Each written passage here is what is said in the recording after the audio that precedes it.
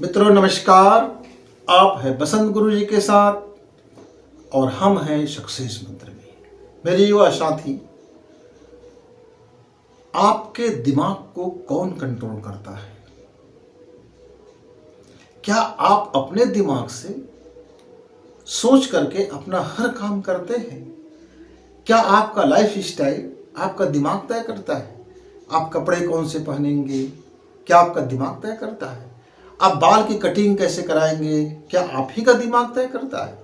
आप कौन सी पढ़ाई करेंगे, कौन से एजुकेशन में जाएंगे, कौन से करियर बनाएंगे, कौन सी नौकरी करेंगे, क्या खाना खाएंगे, कैसे सोएंगे, कैसे जागेंगे, किन से विवाह करेंगे, किस तरह से, कौन सा टाइप का और कितने बच्चे आप चाहेंगे, फिर आप जीवन जीते जीते कैसे अब मरना चाहेंगे?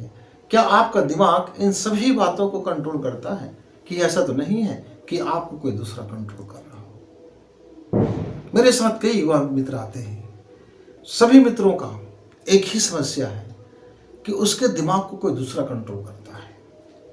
वो अपने दिमाग का कभी सुना ही नहीं, और जब कभी उसने अपने दिमाग का सुना तो बेहतर किया, लेकिन फिर उससे विश्वास नहीं होता।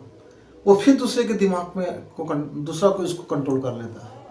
कभी माता पिता कंट्रोल करते हैं, कभी भाई कंट्रोल कर लेता है, कभी सिस्टर कंट्रोल कर लेता है, कभी प्रेमिका कंट्रोल कर लेता है, कभी प्रेयसी कंट्रोल कर लेता है, कभी मित्र कंट्रोल कर लेते हैं, कभी गुरुजी कंट्रोल कर लेते हैं, कभी शिक्षक लोग कंट्रोल करते हैं, कभी कोई ट्यूटर कंट्रोल करता है, कभी कोई कोचिंग का मास्टर कंट्रोल करता है, कभी सरकारें कंट्रोल कर लेती है।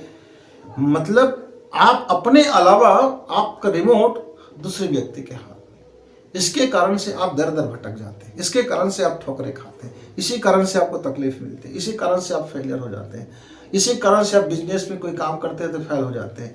आप कोई करियर बनाने जाते हैं तो आप बन नहीं पाते हैं, कोई पढ़ने जाते हैं ठीक से पढ़ नहीं पाते, क्योंकि आपका दिमाग का कंट्रोल तो कोई दूसरा कर रहा है। जरा जांचिए पर रखिए। जिस क्षण आपका दिमाग इन सब के कंट्रोल से बाहर होगा, जब आप अपने मन की सुनोगे, जब आप अपने तर्क को समझोगे, जब आप अपनी बुद्धि का इस्तेमाल करोगे, जब आप अपने विश्लेषण क्षमता की इस्तेमाल करोगे, जब आप अपना विवेक का इस्तेमाल करोगे, जब आप अपना निर्णय, अपना जीवन अपने इस्तेमाल करना जब सीखोगे मित्र, तो धीरे धीरे आप समझोगे इस संसार को, समझोगे इस रिश्तेदारी को, समझोगे माता पिता को, समझोगे शिक्षक को, समझोगे गुरु जी को, समझोगे ट्यूटर को, समझोगे कोचिंग मास्टर को, समझोगे करियर को और समझोगे बिजनेस को। जब आप अपने दिमाग से समझेंगे तो उससे जो निकलेगा वो आपके लिए बेस्ट होगा।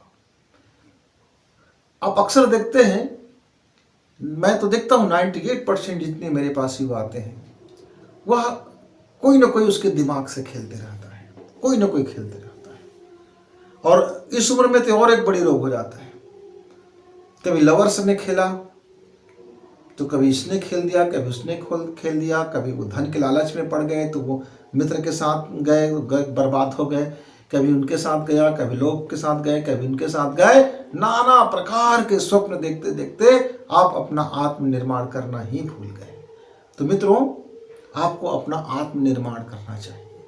इसके लिए सबसे पहले क्या है, आप अपना एक दृष्टिकोण बनाइए, आप अपना एक विचार बनाइए।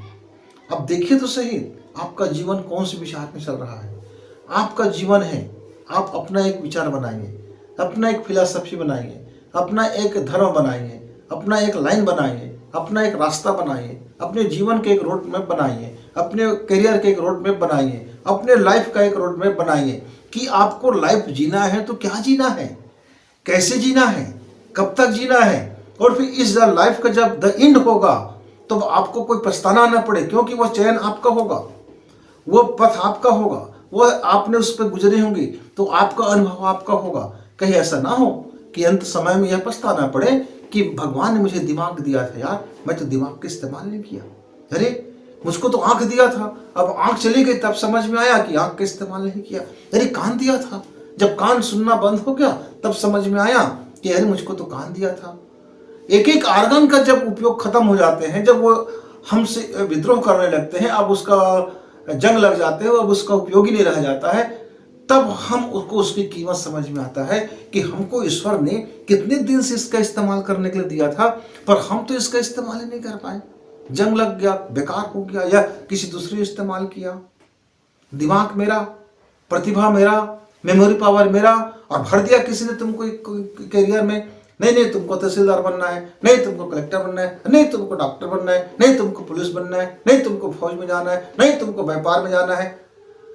मतलब दूसरा कोई आपको बता रहे कि क्या करना है, आप खुद नहीं जान रहे हो कि आपको क्या करना है। अब जान भी गए तो साहस नहीं है, जान भी गए तो विद्रोह करने की शक्ति नहीं है, जान भी गए तो सामर्थ्य नहीं है, क्योंकि कमजोर व्यक्ति अपने दिमाग में चलता ही नहीं है। जो भी अपने दिमाग के सुनेगा वो शक्तिशाली होगा, वो पुरुषार्थी होगा, वो स्वाभिमानी होगा, वो आत्माभिमानी होगा। वह व्यक्ति अपने श्रम करने में, अपने को बेस्ट देने में राय रत्ती कभी नहीं करता। वही व्यक्ति अपने दिमाग से चलता है, नहीं तो आप कहीं दूसरे के दिमाग से तो नहीं चल रहे मित्र। देखिए, आत्मनिर्माण कीजिए। दृष्टिकोण उसका पहला शर्त है कि आपका दृष्टिकोण सही हो। फल पाने की आतुरता ना करें। आप अभी बीज बोए हैं, अभी वृक्ष बन के अभी फल मिल जाएगा, ऐसे नहीं मित्र। समय काल लगता है, हर चीज का अपना एक टाइमिंग होता है, हर चीज अपना एक मेहनत मांगती है, हर चीज अपने समय के हिसाब से पकता है, और उस समय के हिसाब से आपको वो चीज मिलता है।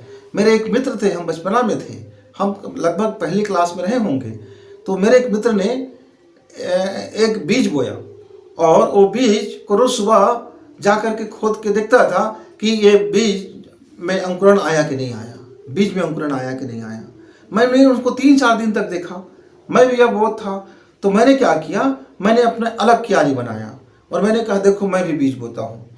और मैंने बीज बोया, पर मैं रोज थोड़ा पानी डालता और मैं खोद के नहीं देखता। मैं बोलता हूँ उनको बीज वक्त में आता है। क्यों? हमने देखा है खेत में धान जब बोते हैं तो धान को उगने में थोड़ा टाइम लगता है, इसलिए हम उसको छोड़ देते हैं। लेकिन वो कहता था नहीं मैं देखूंगा कि इसका जड़ कैसा आ रहा है, इसके अंकुरण कैसा आ रहा है। और मित्र, मैं देखता हूँ 15 दिवस के बाद मेरे बीज अंकुरित हो गए, और मैं धीरे धीरे उसको देखता गया, और साल 2 साल 4 साल 5 साल वो धीरे धीरे पेड़ बढ़ता गया। और जब मैं 18 साल का हुआ, वह पेड़ में जबरदस्त फल लगा हुआ था, इतने फल से लदा हुआ था कि मुझको यकीन नहीं हो रहा था कि बीज को मैंने ही बोया था। मुझे बड़ी खुशी मिला, और मुझको आत्मज्ञान मिला कि बीज बो, पोषण करो, देखभाल करो, श्रम करो, और फल को समय के हाथ में छोड़ दो। आप फल के लिए व्याकुल मत हो, आतुर मत बनो। वो अपने अनुकूल मौसम में आएगा, वो अपनी अनुकूलता के साथ आएंगे। हमारा काम है उसकी रखवाली करना, हमारा काम है एक माली बन के सिंचाई करना। हम उसको बस अपने कर्म को करते रहें। मित्र, ये हमको सीख मिला। तो मित्र, कहीं आप ऐसा तो नहीं है कि आप फल की आतुरता में अपनी बोई हुई बीज को खुद के देख रहे हैं, और खुद ही सड़ा रहे हैं, खुद ही गला रहे हैं, और खुद ही माथा पटक रहे हैं, और खुद ही भाग्य को दोष दे रहे हैं कि हाय मेरा भाग्य फूट गया। कहीं व्याकुलता, आतुरता, ये आपको बड़ी महंगी पड़ जाती है मित्र। और क्या है, पात्रता विकसित करना पड़ता है। आप यदि बिना पात्रता के रहेंगे तो फिर आप बैसाखी पे चलेंगे, आप फिर कमजोर बने रहेंगे, किसी का आप सहारा लेते रहेंगे। कभी कोई राजनीतिक व्यक्ति का सहारा लेंगे, तो कभी कोई धन वाले का सहारा लेंगे, कभी कोई पहुंच वाले का सहारा लेंगे, कभी कोई ऑफिसर का सहारा लेंगे, यानी आप सहारा के मोहताज बनेंगे। अब सहारा के जब मोहताज बनेंगे मित्र, तो फिर आप अपने दिमाग से अपना जीवन नहीं जी सकते, क्योंकि जो व्यक्ति अपने दिमाग से जीवन जीना चाहता है वह अपना सहारा खुद बनता है। वह कड़ी मेहनत करता है, एक बार गिरता है फिर उठता है, फिर गिरता है फिर उठता है, दौड़ता है, गिर जाता है तो फिर दौड़ता है। ऐसा नहीं है कि एक बार में उसको कोई मंजिल मिल जाता है। वो परिश्रम करता है, गुणा भाग करता है, विश्लेषण करता है, अपनी कमजोरी दूर करता है, अपने विवेक देखता है, दृष्टिकोण से देखता है, और वह दौड़ते रहता है। और कोई व्यक्ति यदि लिफ्ट के लिए खड़े हैं, न जाने कब मिलेगा लिफ्ट, कब आएंगे लोग उसको उठा के ले जाएंगे, और वो खड़ा रह गया। एक व्यक्ति जो है चलना शुरू कर दिया है, हो सकता है वो मंजिल के में बिल्कुल पहुंच गया हो, और अभी ये व्यक्ति खड़ा है। तो आपको ये चीज सीखना पड़ेगा, पात्रता विकसित और पवित्रता विकसित। बहुत बड़ी कमी है इसके हमारे युवाओं के लिए। जब हम पवित्रता कहते हैं तो इसका मतलब ये नहीं है ओम पवित्र वा सर्वगत, ऐसा कोई मंत्र किया, जल छिड़क लिया, थोड़ी आचमन करो, अब हम पवित्र हो गए हैं, अब हम ये पाखंड पूजा से ये पवित्रता का कोई लेना देना नहीं है। ये पवित्रता मन की पवित्रता है, विचार की पवित्रता है, कर्म की पवित्रता है, आचरण की पवित्रता है। जीवन जीने की पवित्रता है। मित्रों, आप मूल रूप से अपने जीवन को, जो प्राकृतिक रूप है, जो नैसर्गिक रूप है, जो उस प्रकृति में, उस नेचर में आप अपने को ढालिए। सहजता में जीवन जिए, छल छिद्र में जीवन ना जिए। पवित्रता बनाए रखें अपने आचरण का, अपने नैतिकता का, अपने मानवता का, अपने दैवी गुणों का, अपने अंदर की क्षमता का, प्रखरता का, ओजस्वता का, तेजस्वता का। आप इन चीज़ों को आप देखिए जरा, ये जब आप इसको बना कर रखेंगे तो फिर आपका मस्तिष्क आपका होगा, आपका दिमाग से आप खुद से काम करेंगे, कोई आपको कंट्रोल नहीं कर सकता। ना ना कोई चाहे आपके कितना भी हितैषी क्यों नज़दीक क्यों ना हो, वो चाहे हितैषी हो या दुश्मन हो। कई बार तो हमारे दिमाग को हमें दुश्मन कंट्रोल करते रहते हैं, वो हमको उकसाते रहते हैं और हम उसके बहकावे में बहकते रहते हैं।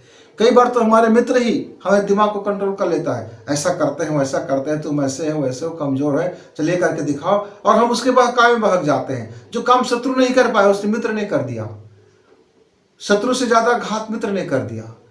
यानी कई बार तो घात शत्रु कम कर दे, मित्र ज्यादा घात कर देते हैं।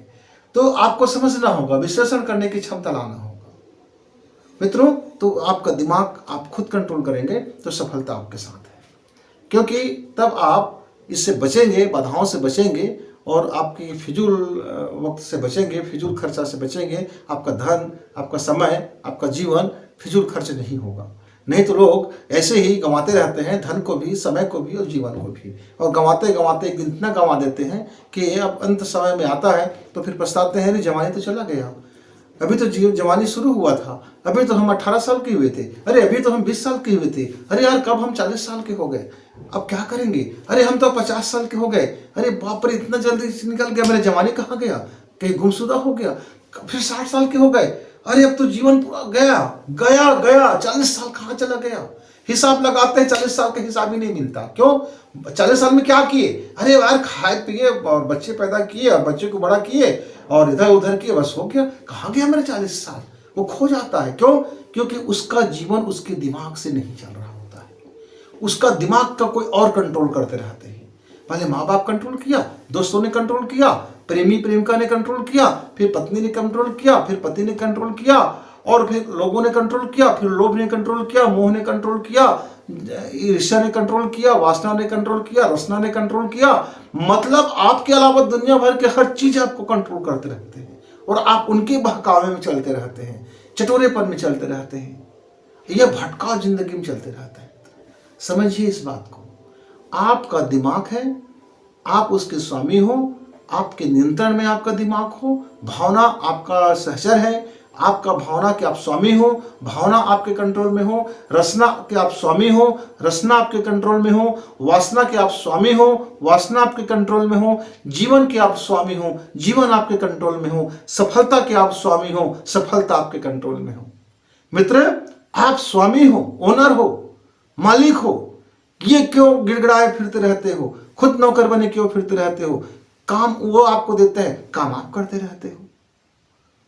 काम आप उनको दीजिए और आप मालिक बनकर तय करें कि वो क्या काम करेगा, रसना क्या काम करेगा, आंख क्या काम करेगा, दिमाग काम क्या कौन सा करेगा, कान का क्या काम होगा, वासना का क्या काम होगा, पेट का क्या काम होगा, प्रजनन कितना करना होगा। सारा चीज आप तय करें। आपका लाइफ है, आप अपना लाइफ तय करें। कोई दूसरा कोई तय करते हैं, तब तक आपका सफलता संदिग्ध बना रहता है। मित्र, जागिए, होश से भरिए, देखिए जरा। जब आपको मिल जाए कि आपका दिमाग को कंट्रोल कौन कौन कर रहा है, तो आश्चर्य से मत भरना, क्योंकि आश्चर्य से भरोगे तो फिर मन में बड़ी ग्लानि होगी। ये सोच लेना कि अब तक अनजान था, किसी ने कर लिया कंट्रोल तो कर लिया, पर आज से और अभी से अब से नहीं। अब मैं खुद अपना ओनर हूं, मुझको किसी से कंट्रोल में नहीं होना है। मित्र, फिर मिलेंगे। आप जब आपका दिमाग के मालिक बनेंगे, आपसे फिर रूबरू होंगे, बात करेंगे। तब तक के लिए नमस्कार, धन्यवाद।